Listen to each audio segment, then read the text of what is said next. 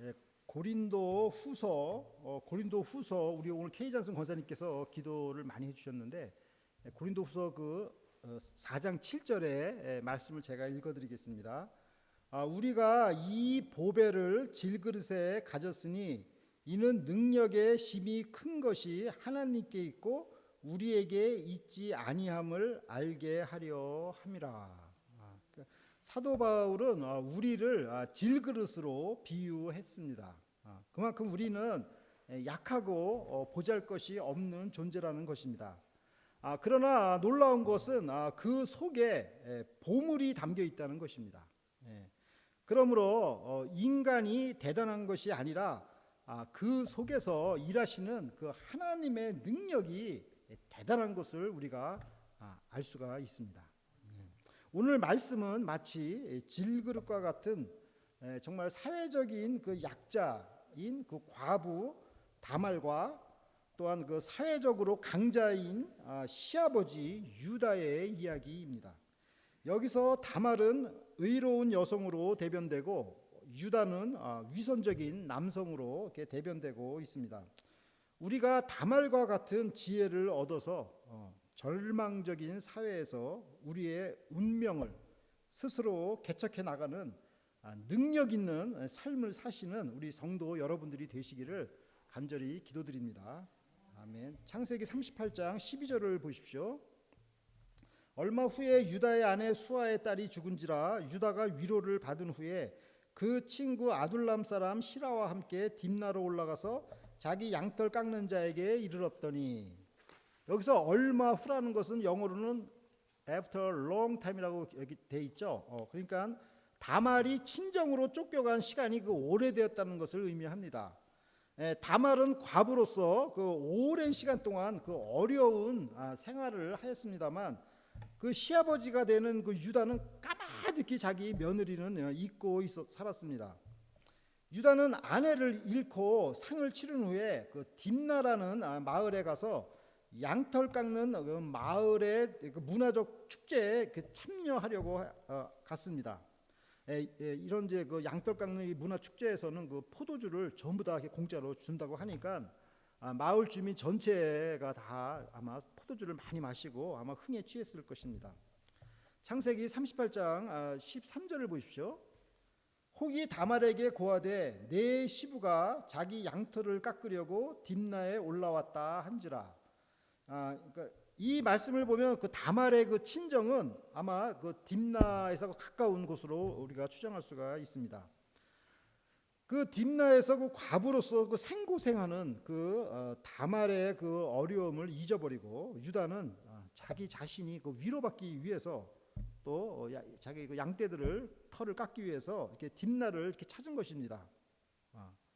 그러니까 그 유다가 자기 며느리를 찾으려고 그 딥나로 온 게 아니라 자기 비즈니스를 위해서 온 거죠. 자기 엔터테인먼트를 위해서 온 건데, 이런 걸 볼 때 그 유다는 그 며느리에 대한 생각이 손톱만큼도 없었던 것을 우리가 알 수 있습니다. 창세기 38장 14절을 보십시오.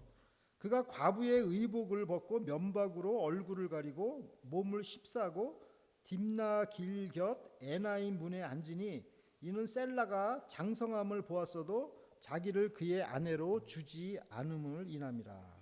여기서 이제 과부의 그 의복이 나오는데 이것은 아주 비천한 그 옷차림을 얘기하는 것입니다. 왜냐하면 당시에 그 과부는 사회적으로 그 약자로서 아주 그냥 그 사회에서 문제거리 취급을 받았습니다. 그러니까 그 복장이 좀 과부의 복장이 이렇게 눈에 이렇게 띄었을 것입니다. 그러니까 뭐 오늘날로 말하면 그 마치 그 홈리스 길거리에서 왔게 좀 도와달라고 하는 그 홈리스들 있잖아요. 그런 삶과 비슷한 삶을 살았다고 우리가 볼 수가 있습니다. 다말은 그 유다의 그 셋째 아들인 그 셀라를 이렇게 기다렸건만 시아버지 유다는 그 아들을 주질 않았습니다. 따라서 다말은 정말 비장하면서도 기상천외한 그 선택을 하였습니다. 그것은 창녀로 변장해서 시아버지를 유혹해서 그 자손의 씨를 받고자 하는 것이었습니다. 다말에게 그 자식이 생긴다면 그녀의 삶은 활기를 되찾을 수 있을 것입니다. 그만큼 다말에게는 이 자식을 갖는 것이 절실하였습니다. 창세기 38장 15절을 보십시오. 그가 얼굴을 가리었으므로 유다가 그를 보고 창녀로 여겨. 그래서 여기 이제 그 창녀라는 단어가 이제 오늘 그 성경 본문에 읽으니까 그 두 가지로 나오죠. 그 프라스티튜트라는 말이 그 15절에 이렇게 나오고 또 어디예요?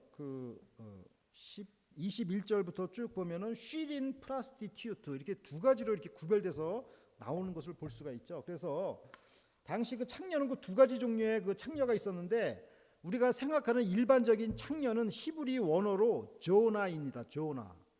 그리고 또 다른 그 창녀는 그 신전 템플에서 일하는 창녀인데 이것은 케데사라고 부릅니다. 케데사. 그러니까 이름이 다른 거죠.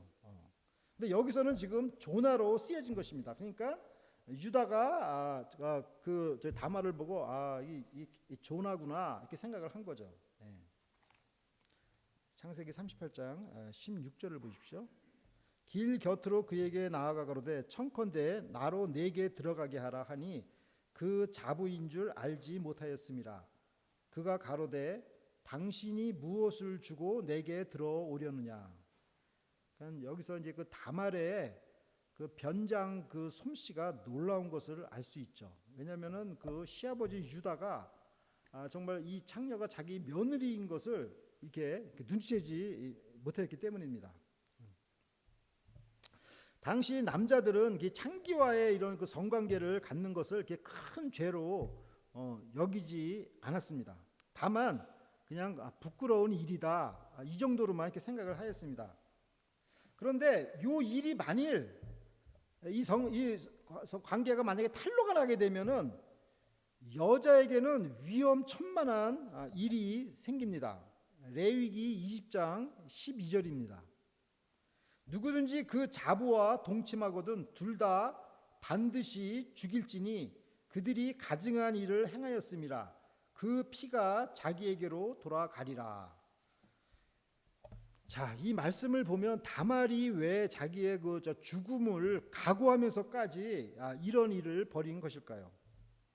당시의 그 계대의 결혼 제도에서는 형이 먼저 죽으면 동생이 대신 씨를 주게 되어 있는데 장남 엘과 차남 오난이 죽자 유다는 막내인 셀라를 주지 않았습니다.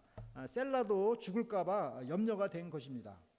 그러나 다말의 입장에서는 이게 지금 이제 셀라를 이제 기다리는 입장이니까 어떻게 되는 거예요? 다말과 셀라의 관계는 약혼자의 관계가 되는 거죠. 그러니까 이제 아직까지 묶여 있는 몸이 되는 거죠. 다말의 입장에서는. 그러니까는 다른 데로 이렇게 뭐 시집을 갈 수 있는 상황도 아니고, 이 지금 셀라가 오기만을 이렇게 기다리는 건데, 이 시아버지 유다는 셋째 셀라를 주면은 또 죽을까봐 보내지를 않는 것입니다. 그러니까 다말로서는 뭐 어떻게 할 방법이 없는 처지가 된 거죠. 그래서 다말은 평생 정말 자식 없이 정말 사회적인 약자로서 거지처럼 이렇게 살아야 했습니다. 이래도 안 되고 저래도 안 되는 형편이었습니다. 따라서 다말은 죽음을 각오하고 비장한 결심을 하게 된 것입니다. 다말은 적극적으로 유다에게 접근하여 잠자리를 같이 하면 무엇을 주겠느냐고 이렇게 물었습니다. 창세기 38장 17절을 보십시오. 유다가 가로되 내가 내 떼에서 염소 새끼를 주리라. 그가 가로되 당신이 그것을 줄 때까지 약조물을 주겠느냐. 그러니까 유다는 이제 염소 새끼를 주겠다고 약속을 했는데 이 염소 새끼가 상징하는 것은 사랑의 여신이라는 뜻입니다. 그러니까 뭐 그 당시에는 이제 이렇게 창녀와 이렇게 잠을 자면 그 화대로 이렇게 염소 새끼를 이렇게 주었던 것입니다. 그래서 다말은 이제 오케이 그걸 받고 그것을 그러면 내가 그러면 염소 새끼를 받기 전까지는 어떤 그 담보물을 나에게 줄 수 있냐 이렇게 물었던 것입니다. 창세기 38장 18절을 보십시오. 유다가 가로되 무슨 약조물을 내게 주랴. 그가 가로되 당신의 도장과 그 끈과 당신의 손에 있는 지팡이로 하라. 유다가 그것들을 그에게 주고 그에게로 들어갔더니 그가 유다로 말미암아 잉태하였더라. 그러니까 다말은 세 가지를 요구했죠. 도장과 끈과 이게 지팡이를 요구했습니다. 이 세 가지는 다 그 유다를 증명할 수 있는 그 물건들입니다.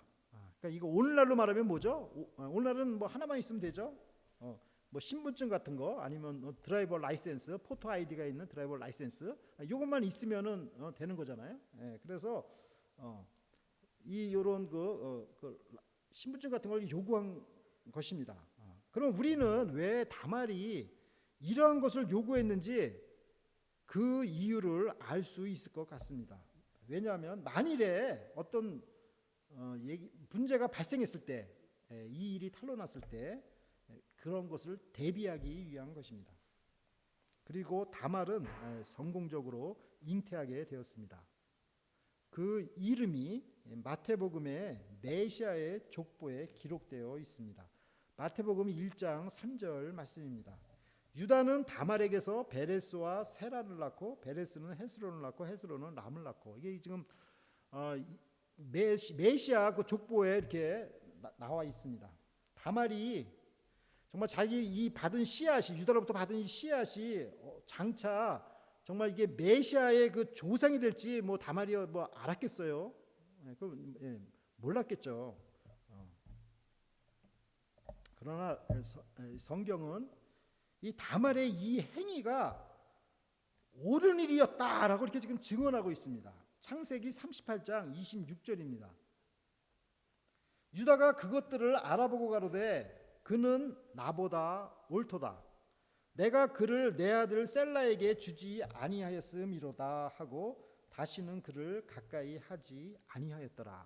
그래서 유다가 다말을 인정을 하였습니다. 그리고 또 한 말씀을 살펴보면 룻기서 4장 12절입니다. 이것은 이스라엘 백성들이 룻에게 하는 말씀입니다. 여호와께서 이 소년 여자로 내게 후사를 주사 내 집으로 다말이 유다에게 낳아준 베레스의 집과 같게 하시기를 원하노라. 그러니까 여기서도 다말이 유다에게 낳아준 베레스의 집과 같이 되게 원하노라 이렇게 축복 기도를 한 걸 보면 다말이라는 여인의 행위가 이스라엘 백성 속에서는 존경받을 행위다라고 이렇게 인정을 해주신 것입니다. 다말은 자신이 처한 그 어려운 환경 속에서 체념하면서 이렇게 살지 않고 끝까지 한 가닥 그 소망을 붙잡고 그 문제를 해결하였습니다. 창세기 38장 19절을 보십시오. 그가 일어나 떠나가서 그 면박을 벗고 과부의 의복을 도로 입으니라. 그러니까 다말은 본래에 자기 그 과부의 의복을 다시 뭐 누더기 옷이겠죠. 그것을 다시 입고 예전에 그 어려운 생활로 돌아갔습니다. 창세기 38장 20절을 보십시오. 유다가 그 친구 아둘람 사람의 손에 부탁하여 염소 새끼를 보내고 그 여인의 손에서 약조물을 찾으려 하였으나 그가 그 여인을 찾지 못한지라. 그러니까 유다는 이제 자기가 직접 가기는 약간 좀 부끄러우니까 자기 이제 친구를 보낸 거죠. 그래서 빨리 그 약조물을 찾아갖고 와라. 그리고 염소 새끼를 보냈는데 찾지를 못했어요. 유다는 정말 자기 자신을 증명할 수 있는 그 신분증과 같은 그 지팡이와 또 도장, 인감 도장과 그 끈은 주로 이제 그 당시에 그 자로도 이렇게 사용이 됐다고 합니다. 그러니까는 굉장히 세 가지가 다 중요한 건데 이걸 지금 이제 찾지를 못하게 된 거죠. 유다는 하룻밤의 쾌락 대신에 정말 중요한 것을 잃어버리게 되었습니다. 창세기 38장 21절을 보십시오. 그가 그곳 사람에게 물어가로되 길곁 에나임에 있던 창녀가 어디 있느냐. 그들이 가로되 여기는 창녀가 없느니라. 그러니까 유다의 그 친구는 그 유다의 그 신분증 그것을 찾고자 사람들한테 그 창녀를 이렇게 수소문했지만 찾지를 못한 것입니다. 그는 창녀 조나를 찾는다고 하지 않고 아주 점잖은 단어를 사용했는데 바로 그 신전 창녀 케데사를 찾는다고 이렇게 하였습니다. 그러니까 그 조나를 찾는다고 하면 사람이 얼마나 추해 보여요. 그러니까는 저 신전에서 일하는 아주 그 당시에 그 케데사는 신전에서 일하는 창녀였는데 그게 존경받는 사람이었습니다. 그러니까는 이제 케데사를 이제 찾습니다라고 이렇게 말을 살짝 이렇게 이제 바꾼 거죠. 근데 그곳 사람들은 이곳에 그 케데사 그 창녀는 없습니다. 이렇게 했으니까 어떻게 다말을 찾을 수가 없는 거죠. 창세기 38장 22절을 보십시오. 그가 유다에게로 돌아와 가로되 내가 그를 찾지 못하고 그곳 사람도 이르기를 여기는 창녀가 없다 하더라.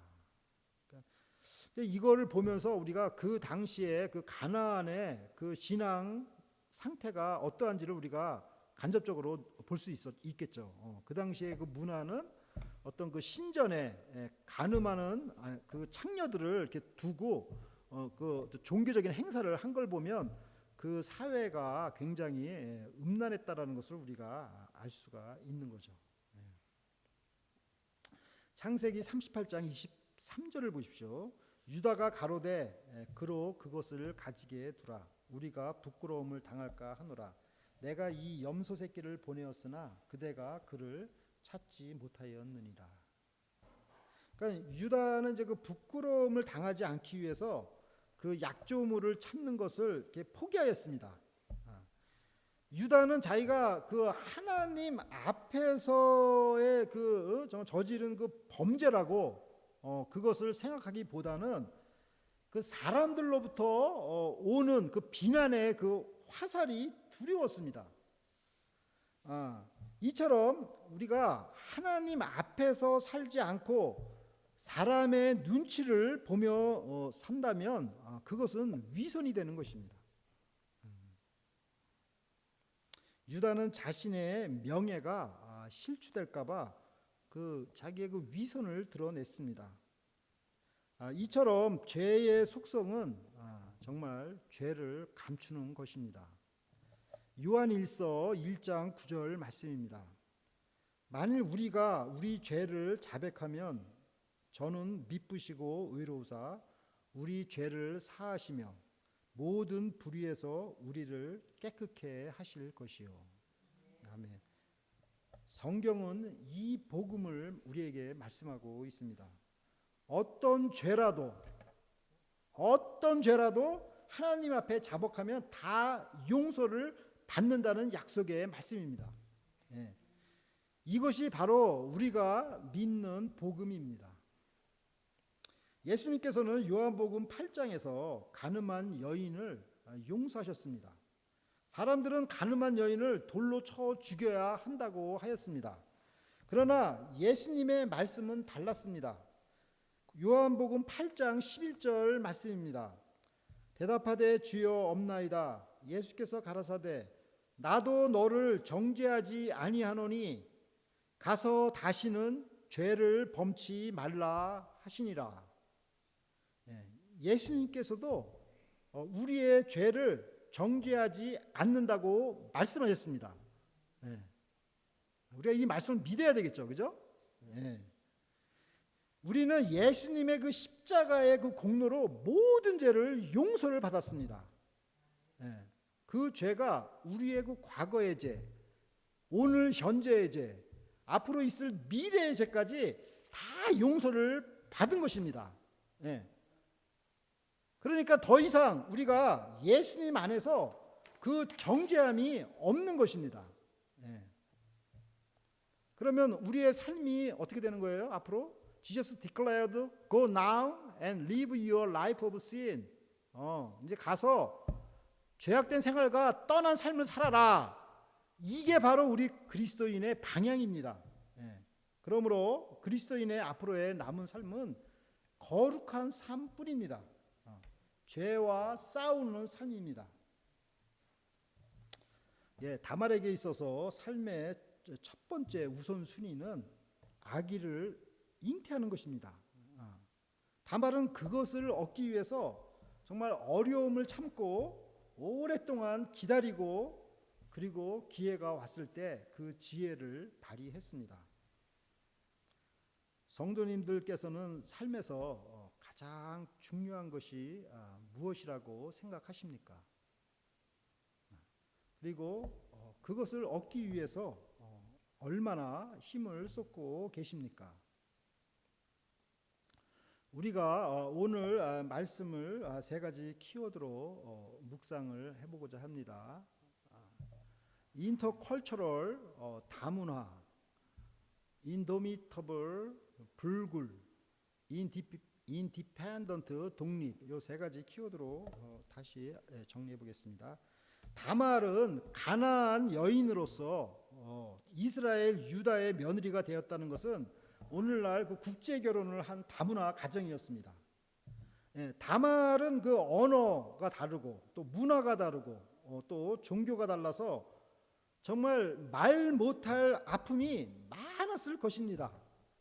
우리가 정말 얼마나 괴로우면은 말이 이게 형용이 안 되죠. unexplainable 이렇게 말이 굉장히 어렵습니다. 하여튼 설명하기가. 거기다가 그것뿐만이 아니죠. 또 여인이었다는 것 자체가 또 사회적인 약자였었고, 그다음에 거기에 더 떠서 과부라는 것은 또 약자 중에 약자였습니다.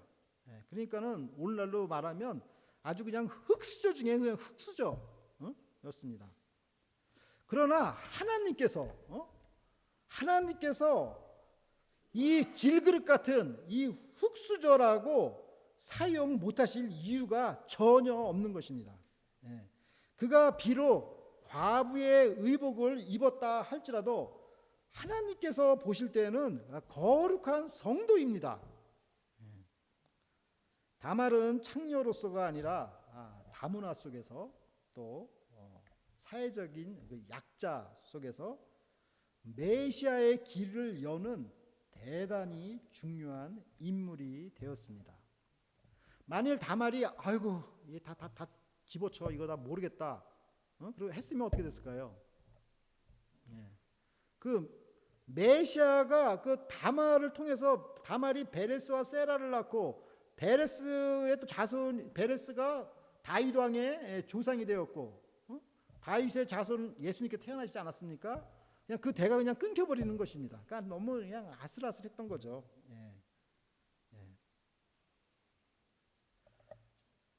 두 번째는 인도미터블 불굴의 그 여인 불굴의 여인 우리 다말을 한번 살펴보겠습니다. 다말의 그 소원은 오직 하나였습니다. 그 한 생명을 잉태하는 것이었습니다. 그런데 주변의 모든 환경은 그녀를 아주 절망 속에 빠뜨렸습니다. 첫째 남편이 죽고 둘째 동생 남편도 죽고 셋째 동생 남편인 약혼자는 나타나지도 않았습니다. 아주 재혼도 할 수 없는 아주 고립된 상황이 되었습니다. 옴짝달싹 모든 사회적 환경이 그녀를 가둬버렸습니다. 이러한 경우 대부분 이렇게 체념하면서 살기 쉽습니다. 사회를 비관하거나 사람을 원망하며 살게 됩니다. 그러나 다말은 어느 누구도 원망하지 않고 이 문제를 해결하고자 했습니다. 역사는 그녀가 옳았다라고 이렇게 평가를 하고 있습니다. 메시아의 계보에 그 유명한 그 믿음의 여인들 사라, 리브가, 라헬은 없어도 다말은 예수 그리스도의 조상으로 그 이름이 올려졌습니다. 세 번째, 인디펜던트 독립. 사람들은 그 운명적인 그 환경 속에 갇히면 거기서 벗어날 생각을 하기보다는 그 운명에 이끌려서 살게 됩니다. 그러나 다말은 자신의 인생을 개척해 나갔습니다. 그녀는 기다릴 때 기다리고 기회가 오면 포착을 하였습니다. 생명의 그 위험 속에서도 지혜롭고 담대하게 실행을 하였습니다. 신랄 같은 그 희망을 붙잡았습니다. 예수님께서는 38년 된 그 중풍병자, 그 베데스다 목가에서 이 38년이나 오래된 그 병자를 보고 내 자리를 들고 일어나 걸어가라 이렇게 말씀하심으로 이렇게 고쳐주셨습니다.